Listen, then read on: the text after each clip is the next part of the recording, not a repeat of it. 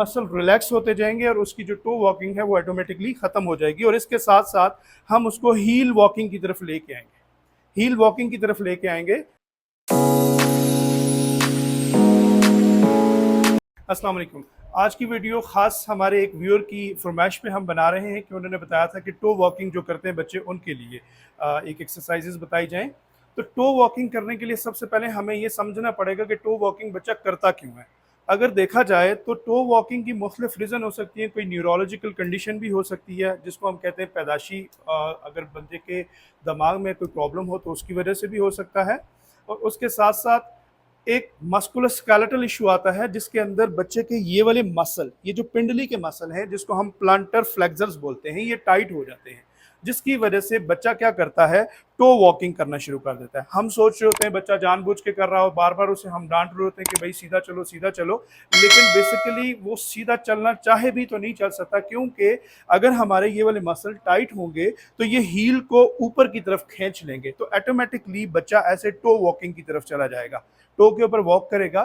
तो अब हम घर में कौन सी ऐसी एक्सरसाइज कर सकते हैं जिससे हम इसको करेक्ट करेंगे। उसके लिए मैं कुछ टिप्स बताऊंगा आपको जो घर के अंदर सिंपल या घर के अंदर मौजूद चीज़ों को यूज़ करके आप अपने बच्चे की इस कंडीशन को करेक्ट कर सकते हैं।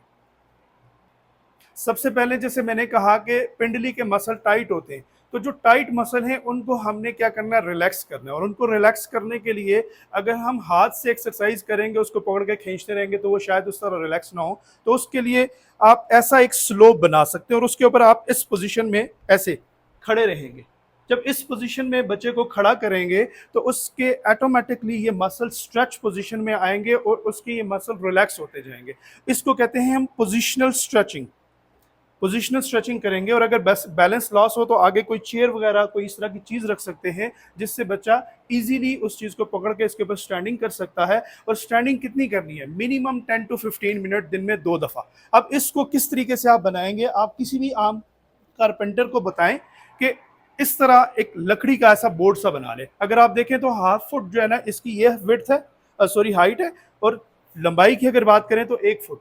इससे आपका ये स्लोप तैयार हो जाएगा और जिसको आप घर के अंदर इजीली यूज कर सकते हैं। इसके साथ साथ हम सबके घरों में स्टेयर्स मौजूद ही होती हैं, तो स्टेयर के ऊपर हम क्या करेंगे, बच्चे को इस तरह हाफ फुट, उसका हाफ फुट यहाँ पे रख लेंगे और कोई चीज़ पकड़ के हम ये पोजीशन में ये इस तरह अप एंड डाउन करेंगे, इसी तरह अप एंड डाउन।